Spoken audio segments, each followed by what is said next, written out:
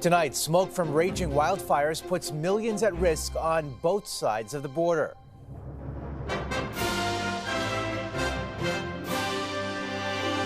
Apocalyptic scenes in America. It makes breathing difficult. I was just having really bad headaches and then my nose started bleeding. And the fire battle in Canada. It's a very tough year.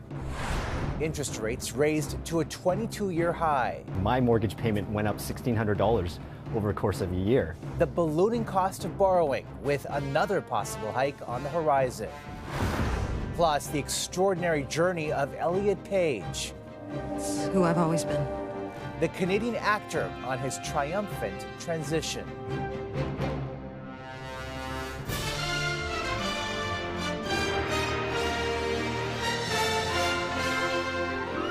CTV National News with Omar Sachedina. Good evening, everyone. The toxic smoke from wildfires in this country is spreading to more parts of the continent. And tonight, more than 115 million people in North America are under some kind of advisory. In New York, flights were delayed because of low visibility. Here at home, some schools canceled outdoor recess, ordering students to stay inside. Now I notice that I'm coughing more. And in Toronto, the Jays played under a closed dome. The city near the top of a global ranking of 100 cities with the worst air quality. CTV's Kevin Gallagher on the ominous-looking sky and when the smoke could finally lift. New York's iconic skyline is almost unrecognizable.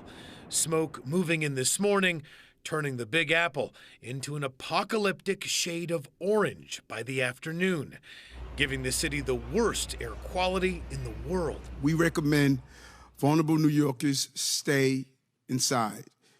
And all New Yorkers should limit outdoor activity to the greatest extent possible. The hazardous haze is coming from Canadian wildfires. I wear the mask because I hear about the smoke is coming from Canada, and they say it's very dangerous. 90 million Americans are now under air quality warnings because of the smoke. Let's hope it doesn't get much worse than this. Last night, the Yankees played in the haze. Tonight, conditions are even worse, forcing Major League Baseball and the WNBA to postpone games in New York and Philadelphia. Both cities where poor visibility also delayed flights. This map shows huge plumes of smoke drifting in all directions across the continent, affecting air quality from the Northwest Territories to the Maritimes.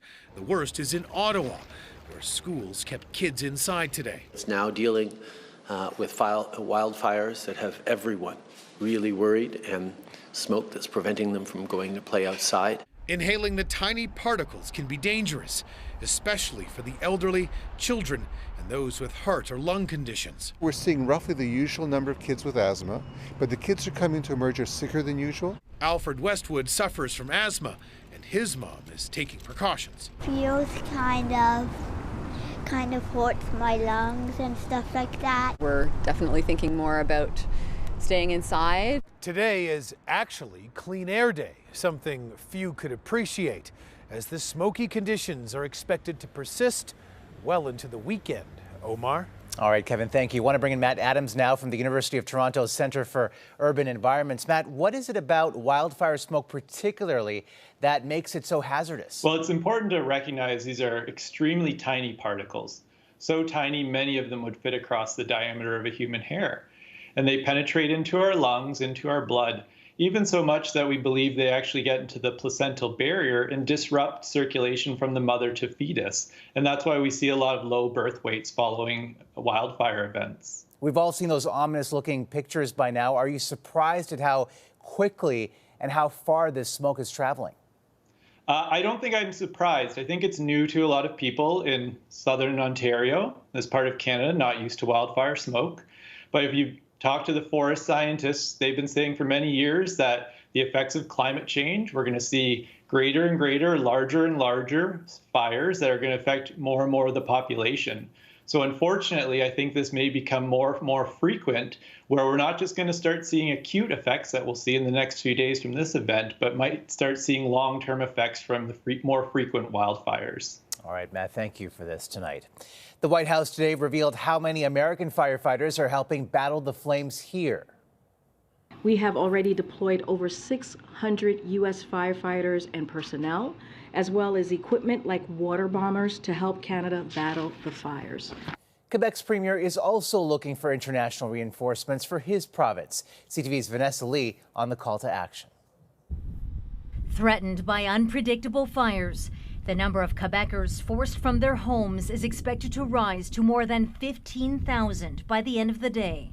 Scary moments in this northern Quebec community of Chibougamau. As flames inched closer to homes and businesses, authorities evacuated the entire town of 7,500 last night, banging on doors telling people to leave immediately. Hospital patients were transferred elsewhere. At 5 p.m., the fire wasn't necessarily coming in our direction, says this town councillor. Just 2 hours later, it had progressed quickly with violent winds, and we were told to leave. The mayor directed evacuees to the nearby town of Robertval, 250 kilometers away. But getting there proved to be challenging. What was supposed to be a 3-hour drive ended up taking at least twice as long. This man says it took him 8 hours.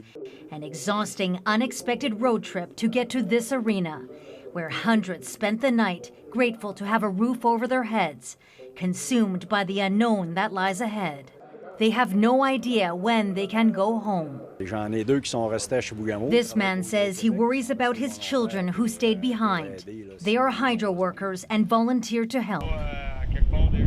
With most provinces unable to spare resources to help battle the unrelenting fires, Quebec says firefighters are on their way from abroad, including France, Portugal, Spain, and Mexico. Right now, with the manpower we have, we can fight about 40 fires at the same time, but we have 150 fires. Already, Quebec has surpassed its worst wildfire season on record, and there is no rain in the forecast in the coming days for the places that need it most.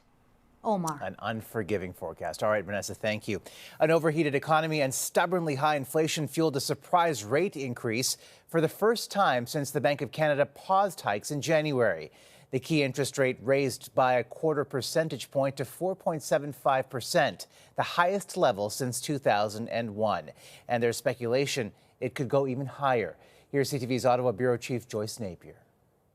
As the Bank of Canada continues its aggressive fight against inflation, homeowners like Alex Pang say it's getting harder and harder to keep up with those rising interest rates. My mortgage payment went up $1,600 over the course of a year. And yeah, things have been really tough. And yet, economic indicators in Canada are good. The Canadian economy is strong and resilient, and more Canadians have good jobs today than ever before. And the housing market is still seeing bidding wars while inflation sits at 4.4%, way above the central bank's 2% target. Probably another 25 basis points coming, maybe not in July, but possibly in September. The bank's hike means bigger monthly bills for those holding a line of credit or a variable rate mortgage. A person who purchased a $750,000 home at a 0.9% variable rate before the central bank began its rate hikes saw mortgage payments jump from $2,500 a month to $4,200, an increase of $19,000 a year. It sucks. It's going to be tough. It's painful. Inflationary forces are mostly global, say economists. Sluggish supply chains, the hangover from the pandemic, and the war in Ukraine. And Canadians are starting to doubt that those 9 Bank of Canada rate increases will eventually tame inflation. I'll believe it when I see it. I'm worried for individual Canadians that are going to find themselves having to renew their mortgages and put out a lot more cash on a monthly basis to pay the higher interest rates. An affordability crisis that could last well into 2024. So us variable rate holders, we're feeling the brunt of it right now, but the fixed rate holders who are at the low fixed rates, when they're up for renewal, their time will come too. So everyone will pay the piper eventually. The Bank of Canada has made it clear there is little or no chance the rate will come down. The more likely scenario is it will increase at least once before the end of the year. Omar? All right, Joyce, thank you. Well, the invasion of Ukraine has had a global economic impact, but tonight there is a more immediate concern. The country is dealing with a disaster in the middle of a war zone. Rescue efforts are underway after a dam was destroyed, flooding villages and leaving people without drinking water. CTV's chief international correspondent Paul Workman reports. A sweeping aerial view of the city of Kherson, where the floodwaters reached a depth of 5.5 meters in places, a man-made tsunami. Streets turned into rivers dirty with sewage and debris, rubber dinghies and makeshift rafts sent on floating rescue missions. The water rose quickly. It will take much longer to reveal the disaster below. The Russians did it on purpose, says this Ukrainian official. They don't care about the people living here, only the war. The rush now is to get people to safety on both sides of the Dnipro River. The West Bank in Ukrainian hands, the East Bank occupied by Russia. This man, desperate enough to swim, on whatever mission it was that gave him the courage to wade in. Here, people clambered onto the top of a military truck as Russian shelling echoed overhead, only for it to break down in the still rising water. People and pets being helped to reach higher, safer ground. This older woman spoke of her panic as she watched the water getting higher and higher. I kept sitting, hoping that I could stay, she says. Then the water began to run with such force, and we got out. The dam was in Russian-held territory in this town, Novokakhovka, first in line as the devastation left thousands homeless in its rush downstream. Going back today and looking at what's left, the latest horror brought on by Russia's invasion. It's our home, he says, where we live, or was. Maybe it will be again when it dries out. A front line now underwater and a war still raging around them. Experts are now saying a deliberate explosion inside the dam is what likely caused it to crumble. Ukraine today accused Russia of using flooding and the ecological disaster that followed as a weapon of war, Omar. Paul Workman in London tonight. And a day after a peace envoy sent by Pope Francis met Ukrainian President Zelensky in Kyiv, the pontiff underwent a hernia operation. The 86-year-old did not miss his weekly audience today before being hospitalized. His doctor said he is in good spirits after the 3-hour surgery. Now he's awakened, he's fine, and he's already at work. The Pope will remain in hospital for about a week, and as a precaution, the Vatican has canceled his engagements until June 18th. The politics of pride reached a flashpoint at a California school board meeting where a move to celebrate LGBTQ2S+ rights this month prompted amplified and angry backlash. Here's CTV's Richard Madden. Protests turning violent outside this local school board meeting in Glendale, California. The board was set to declare June LGBTQ Pride Month, as they've done for the past 4 years. But this year, counter-protesters showed up accusing educators of indoctrinating children. You love your fellow student no matter what. Period. Why do kids have to know that what two mommies are, what two daddies are? Love, not hate. Others say that angry rhetoric is misguided. At this age, the only thing that they're teaching is that gay people exist. So that's true. The school board says it's simply following state curriculum. What's new is the wave of misinformation spreading on social media. We are not in the business of converting anyone's child. We would like to continue the communication so that we can clarify. Pride Month has now become the center of a political culture war, pushed by some right-wing personalities. You are going to get rainbow vomit on everything across corporate America. Retailers facing backlash for selling Pride merchandise. I got some Bud Lights for us. Bud Light boycotted for teaming up with a transgender influencer. And some Republican state houses are banning public drag shows. The escalating threats prompting America's largest gay rights organization to declare a state of emergency for LGBTQ+ people in the U.S. for the first time in its 40-year history. I think everyone is aware that issues that seemed to be settled just a few years ago are up for grabs again. And President Joe Biden proclaimed June as Pride Month, denouncing hateful laws and violence against the community that that appears to be on the increase. Omar. All right, Richard, thanks. And today, the largest gay rights group in the U.S. rejected the White House bid by Republican Mike Pence. The former U.S. vice president officially launched his campaign, taking aim at Donald Trump over the January 6th attack on the U.S. Capitol. President Trump also demanded that I choose between him and the Constitution. I chose the Constitution. 12 Republican candidates are now in the race, with Trump the clear frontrunner. Coming up after the break. He's perfectly entitled to his opinions, and I will be perfectly entitled to have mine. Day 2 of Prince Harry's fiery testimony against the tabloids. Plus, more amazing than I actually pictured in my mind. One of the world's most active volcanoes reawakens.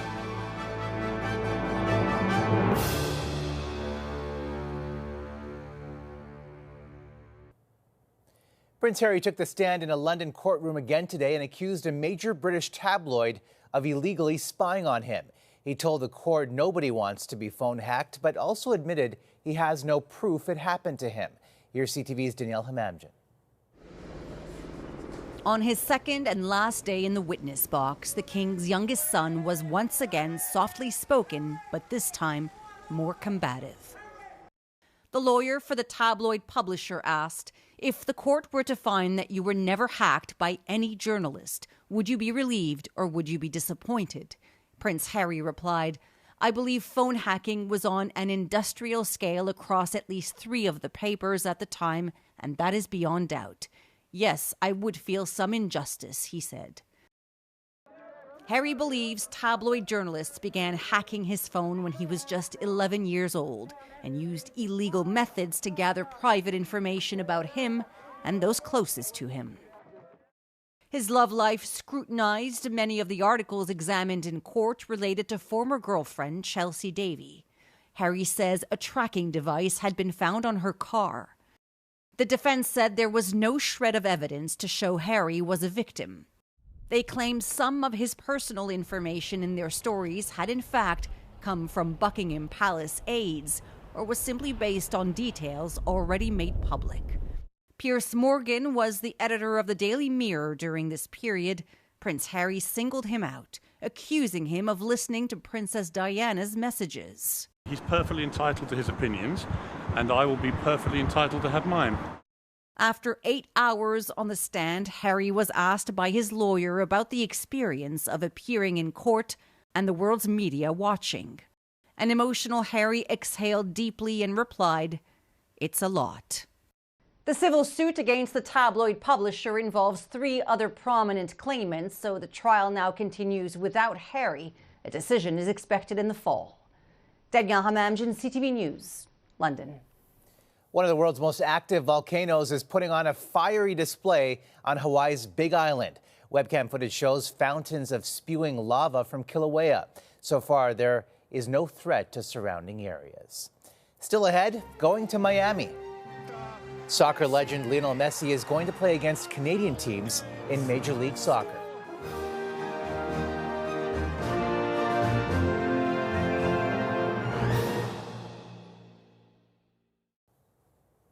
Star golfer Rory McIlroy says he feels like a sacrificial lamb after the stunning merger of the PGA Tour and LIV Golf.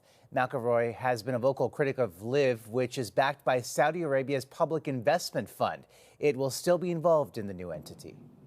Whether you like it or not, the PIF are going to keep spending money in golf. At least the PGA Tour now controls how that money is spent. One of the biggest sovereign wealth funds in the world. Would you rather have them as a partner or an enemy? At the end of the day, money talks, and you'd rather have them as a partner. McIlroy made the comment to the Canadian Open, which gets underway tomorrow. And one of the greatest soccer players of all time is moving to North America. Lionel Messi has decided to play for Inter Miami in Major League Soccer.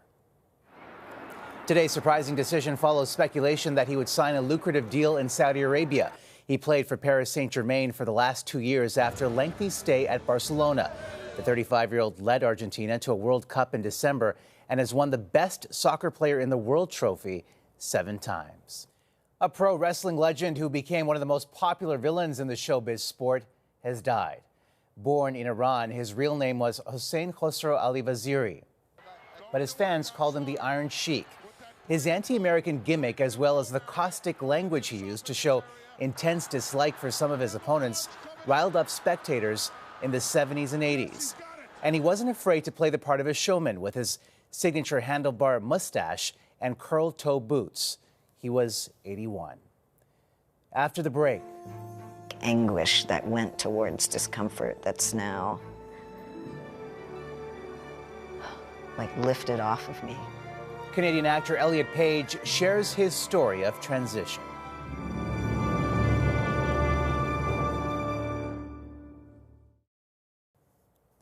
A Canadian Hollywood star celebrated for his bravery in real life is speaking out about coming out as transgender. The Oscar-nominated actor and advocate is sharing his inspirational journey to self-acceptance in a new book and an interview. Here's CTV's Heather Butts with his story. Racist, sexist, anti-queer. As transgender rights are under attack in the U.S., a Hollywood A-lister and Canadian is sharing his story with the world. Wow, it's real. In Page Boy, a memoir, Elliot Page writes about how life played out growing up in Nova Scotia. At 10, people started addressing me as a boy. Having won a year-long battle to cut my hair short, I started to get a "thanks, bud" when holding the door for someone at the Halifax shopping center. In an interview with ABC News, Page highlights his gratitude for the support along this journey. I was lucky to have a mom that even let me get to that place at 10 to look like how I did, but I could sense her discomfort. Cast in a variety of roles on screen, off camera, he felt disconnected. I'm pregnant. Memories of a career highlight tainted by the pressure to wear a dress to the premiere of the Oscar-nominated film Juno. It's not like someone was forcing, clothing on my physical body, but that is what it felt like, to dress a certain way and be a certain way. In December 2020, the Halifax native took to social media sharing something personal. "Hi friends, I want to share with you that I am trans. My name is Elliot. I feel lucky to be writing this." The amount of